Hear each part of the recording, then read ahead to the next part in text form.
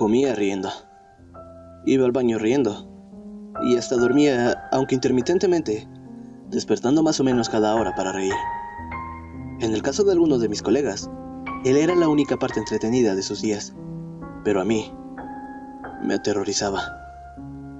Esto probablemente se debía a que yo era el nuevo, el técnico psiquiátrico novato, que aún creía que podía marcar la diferencia.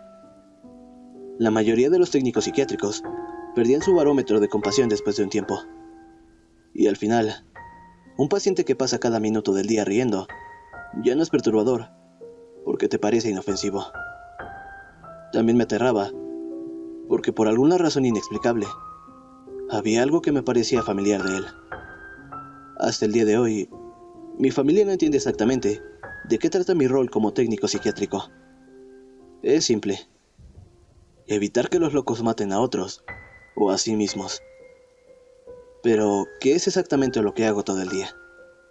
Verás, a veces me siento en una silla y observo cómo algunos desquiciados pasan todo el día recostados en una cama, en una habitación pequeña. Y si llegan a agitarse por algún motivo, solo le pongo seguro a la puerta. Otras veces, dirijo la obra artística y pintamos o trabajamos en papel maché y cosas por el estilo. En otras ocasiones, coloco un video de yoga para la hora del ejercicio.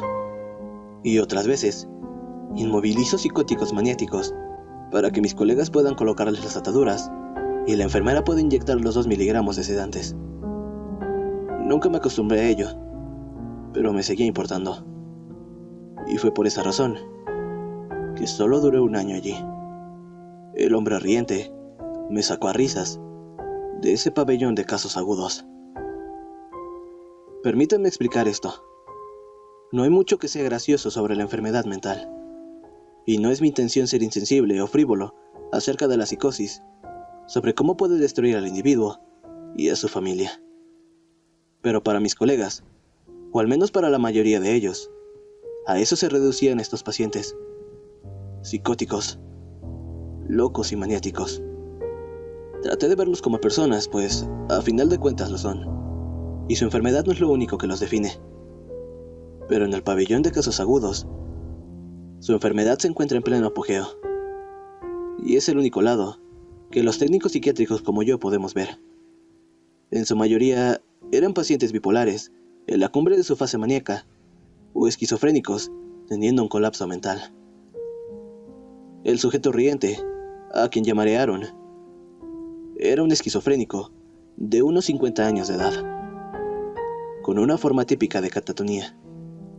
La mayoría de los esquizofrénicos catatónicos permanecen sentados e inmóviles, viendo la nada por días, sin comer o dormir. Recuerdo un paciente de ahí que se quedaba parado en el centro de una habitación, conservando una postura imposible durante varios días. Cuando su catatonía desaparecía, el paciente explicaba que durante esos momentos de parálisis, creía plenamente que el mundo iba a terminar si se movía.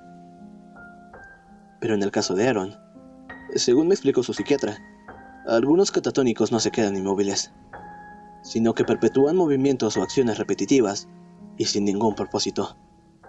Y la expresión catatónica de Aaron era reírse sin parar.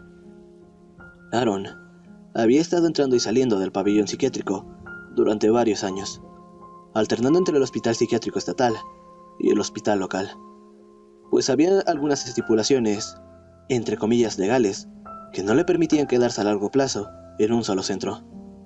Más adelante descubrí a que simplemente se debía a que ningún centro podía aguantar su risa durante más de unos meses. Cuando empecé mi trabajo, Aaron ya había pasado en ese pabellón psiquiátrico durante más de 3 meses. Sin embargo, según los técnicos psiquiátricos más veteranos, se había estado riendo de esa forma por más de 10 años. Como mencioné, a la mayoría de los técnicos psiquiátricos les parecía entretenido, y más de una vez vi a alguno de los técnicos poniendo su brazo alrededor de Aaron, riéndose con él, burlándose en la manera en que su risa aguda, casi chirriante, ahogaba nerviosamente cualquier otra conversación en la habitación. Pero Aaron no hacía caso cuando ellos hacían eso. Sus ojos miraban directamente a través de cualquiera que lo viera, y no dejaba de dar vueltas cuando algún técnico trataba de atraparlo, al igual que si hubiese un motor dentro de él, que nunca se apagaba. Se pasaba todo el día dando vueltas de esa forma, y para hacer que comiera, teníamos que caminar a su lado, colocando pedacitos de comida en su boca mientras caminábamos. Le calendarizábamos pausas para ir al baño cada hora, para que no tuviéramos que cambiar su ropa interior. Y esto funcionaba la mitad de las veces. En todo momento, se reía con su risa frenética y penetrante. Me gratinaba los oídos. Apenas una semana después de haber llegado ahí, me angustiaba el tener que subir el elevador y ser recibido con su risa incesante mientras entraba a ese pabellón psiquiátrico abismal. Aaron no fue el paciente más atemorizante que tuve durante ese año. Cielos, las cosas que podría contarte. Sin embargo, quizás sí fue el más extraño, incluso el más trágico, y ciertamente el más personal.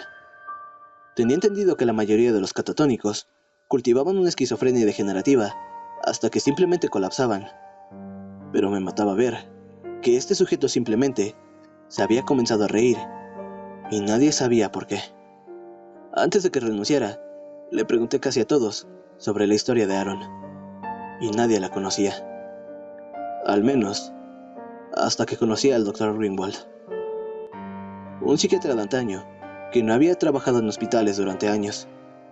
Había escuchado anécdotas acerca de este doctor, y por lo que pude deducir, era un hombre amable y muy estimado que amaba su trabajo, y que no juzgaba a estos pacientes atormentados. El Dr. Greenwald probablemente fue mi inspiración más grande para convertirme en un especialista de la salud. Y hasta este día, aún recuerdo la compasión que le demostraba a sus pacientes. Las enfermeras más viejas también lo amaban. Y cuando descubrieron que se iba a tomar un descanso de su clínica privada para hacer rondas ocasionales en el pabellón de casos agudos, todos estaban emocionados. Conocer al Dr. Greenwald incluso superó mis expectativas, y admiro cómo valoraba cada interacción, preocupándose genuinamente por cada persona frente a él, hasta de los técnicos psiquiátricos insignificantes como yo. Una noche, algunas semanas antes de que renunciara, vi al doctor saliendo de la habitación de Aaron después de una evaluación, y tuve la sensación de que él tendría las respuestas acerca de Aaron, respuestas acerca de cómo había llegado a ser de la manera en que era. Gentilmente, él me lo contó. Hay muchas cosas que he visto en mi carrera de medicina que no tienen mucho sentido. Muchas cosas que me incomodan hasta el día de hoy. La situación de Aaron es otro caso más de este apartado, y nunca olvidaré su historia. La primera vez que el Dr. Greenwald conoció a Aaron en el hospital, reconoció unas cuantas cosas. Aaron era un sujeto amable y cariñoso, el cual, como era de esperar, amaba reír y hacer reír a los demás. El doctor recordaba cómo Aaron cautivaba a las audiencias, contando las historias más hilarantes que hacían que un tumulto de risas llenara la habitación. No tuvo una vida fácil, pero sobrellevaba bien sus penas, riéndose fácilmente de las ironías de la vida, grandes y pequeñas. El doctor no estaba al tanto de ningún historial psiquiátrico previo, pero Aaron se casó con una mujer hermosa que había sufrido de depresión y ansiedad durante toda su vida. Dado que Aaron tenía un deseo tan grande por ayudar a las personas, esos sentimientos lo trajeron hacia su esposa. Aaron quería repararla, y fue a través de ello que se enamoró. Ella se embarazó rápidamente después de que se casaron, y más adelante dio luz a un pequeño varón sano. Su enfermedad mental empeoró después del nacimiento, creyéndose que era depresión posparto. A pesar de sus esfuerzos por repararla, su condición deterioró y desarrolló psicosis posparto. Comenzó a escuchar voces que le incitaban a actos violentos.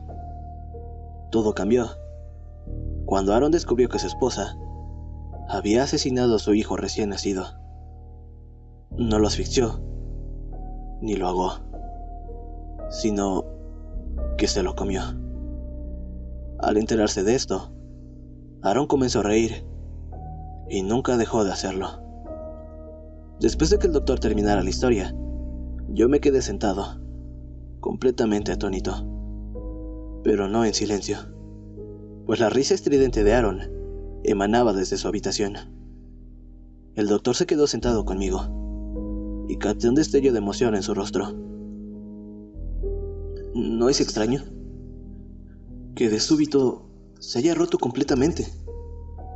Pensé que la mayoría de los catatónicos tenían un largo historial de esquizofrenia o algo así. Me sentí como un idiota apenas esas palabras abandonaron mis labios. Ciertamente, Aaron tuvo que haber tenido algún trastorno mental para haber sido algún paciente del Dr. Greenwald. El doctor me miró, justo como lo haría un abuelo amoroso. Algunas cosas son demasiado como para que la mente humana lo soporte. Supuse que algo tan trágico podría destruir a casi cualquiera. ¿Y cuál fue el diagnóstico cuando lo conoció, señor? El doctor me miró con extrañeza.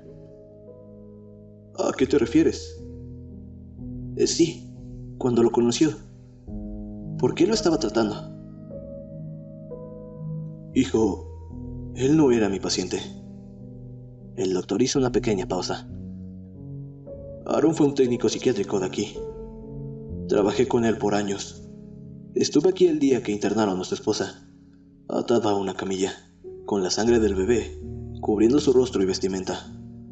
Se encontraba completamente psicótica, incontrolable. Aaron también estaba de turno ese día. Me le quedé viendo, completamente boquiabierto y desconcertado. El doctor suspiró con pesadez. Creo que Aaron sabía que estaba a punto de perder la cabeza, y se convirtió súbitamente en lo que tanto se esmeró por reparar. Supongo que la ironía fue tan grande que simplemente se tuvo que reír. El doctor se puso de pie y me dio una palmada en el hombro. Se había quedado por más tiempo de lo que pretendía, y yo me puse de pie lentamente, viendo cómo se alejaba. Cuando salió por la puerta reforzada, se volteó para mirarme. Curiosamente, me recuerdas a él. Claro, antes de que empezara a reírse. Estas personas te importan mucho. Me doy cuenta de ello. Tienen suerte de tenerte. Mortificado, el entendimiento me bañó enseguida, casi ahogándome. Eso que era tan íntimo y tan familiar sobre Aaron. Eso que nunca pude explicar, ni siquiera para mí mismo. El cómo vi una pieza de mí en ese caparazón sin vida de un hombre. De ese hombre demente y riente. No tuve ninguna respuesta para el Dr. Greenwald en ese momento. Sin embargo, explotando desde mis pulmones, llegó una aterradora risa, totalmente involuntaria. Ese día, entregué mi aviso de renuncia.